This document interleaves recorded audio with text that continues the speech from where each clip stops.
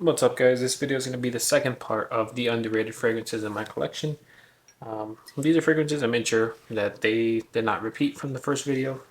Um, and hopefully I'm going to keep doing the series with everything I keep on getting. So um, these are fragrances I think they need more love.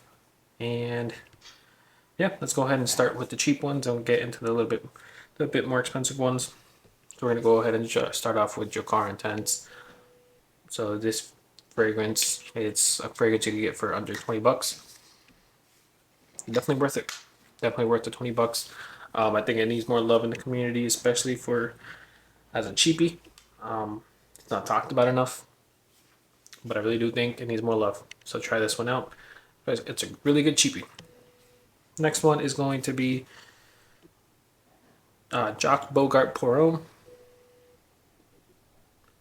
This is a nice fragrance. Silver Scent's also a really good one. You could pretty much go with either one of them. So this is a fragrance that I believe it was popular back then. Not too popular anymore.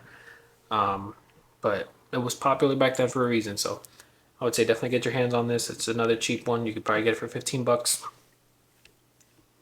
I believe it's a bit powdery.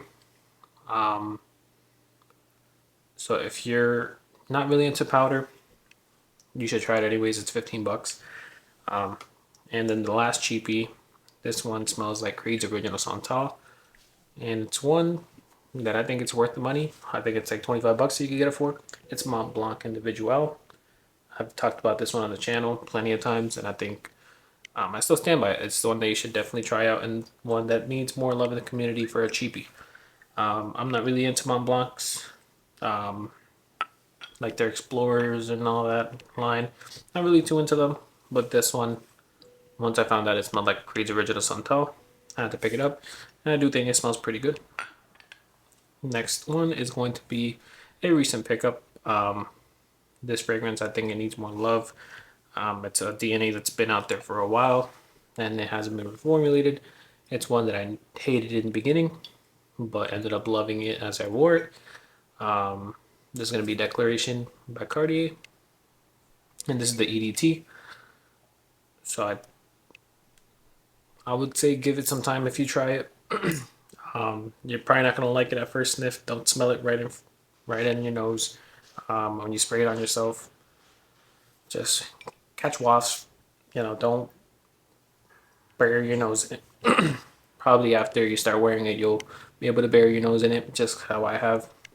Now I could spray it on myself, and I could smell the roughness in the beginning or what I didn't like in the beginning, but now I appreciate it. But when you smell it out in the air, it's way better than just smelling it straight on your skin. But no one's ever gonna just come up to you and just smell you like that. So, and the last one is a fragrance that I also hated in the beginning. I actually sold it and I brought it back. Just because I started missing the DNA, or I started missing the smell of it. This is a fragrance I got pretty.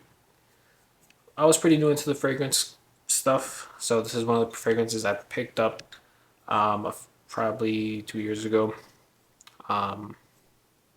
Wore it twice maybe.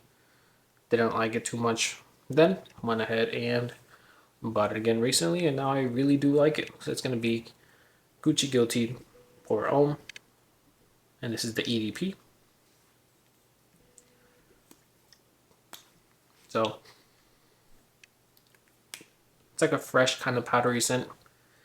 I liked it more than the Gucci Guilty Parfum, so I sold my Parfum for this one. But yeah, these are the five I think you should have. Pretty budget friendly.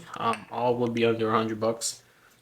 So feel free to try any of these out. Declaration is going to be the most challenging one out of these five, but it's still a really good fragrance. But that's all I have for you guys today. Please leave a like and subscribe. Let me know what your five are that you think are underrated in your collection. That's all I have for you guys. Have a good one.